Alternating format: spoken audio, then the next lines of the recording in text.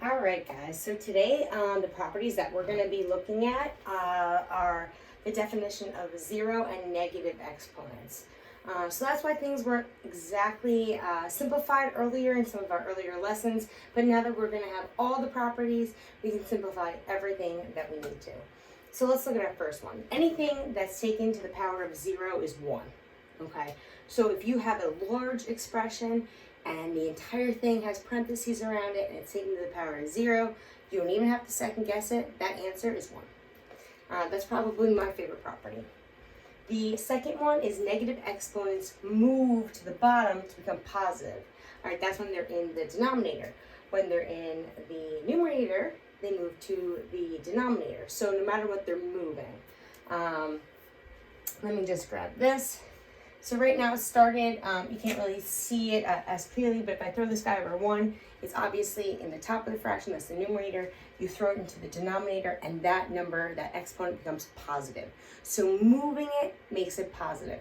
I don't want to say moving it up or down because it depends on where it starts.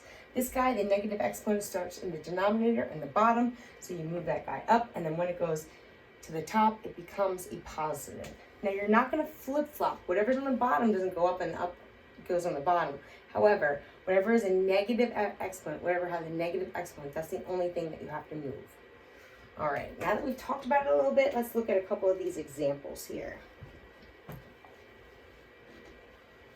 All right, so these first 4 examples on the bottom I'll go through, and then we'll go through a few more.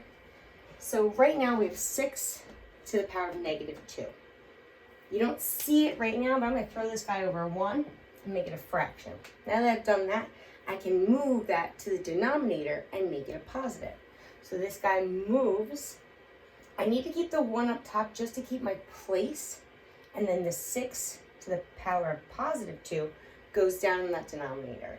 Now I can simplify that, and I know 6 squared is 36. So 1 over 36 is my final answer there. My favorite property, to the power of 0, that answer is 1. Anything to the power of 0 is 1. It doesn't matter if it's a number or a variable. It's always 1. Right here, well, we know what we have to do here. That negative 2 goes to both of those bases. So I'm going to have 2 taken to the power of negative 2. And then I'm going to have 3 taken to the power of negative 2.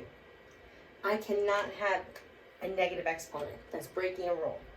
So in order to get rid of that guy, I need to take this whole thing, whatever the base is taken to the negative exponent, I'm going to move it. This guy needs to go down. Ironically enough, we have a negative exponent in the bottom and in the denominator, so we're going to move him up. Let's see what happens then. So up top we'll have 3 squared. On the bottom we'll have 2 squared. I know I switched my 2's. And then we'll simplify from there. 3 squared is 9, 2 squared is 4, giving you a final answer of 9/4. All right, same thing here. A little bit different, but you want to keep the same idea of the properties. So I know a negative exponent, that guy has to go into the denominator, so I'm going to bring him down. So I have to have my 1 up top just to keep that place, but then I have 0 to the power of 7. Well, 0 times 0 times 0 times 7 times is still going to give me 0. Which means I have 1 over 0, which is, when 0 is onto the line, it's undefined. Undefined.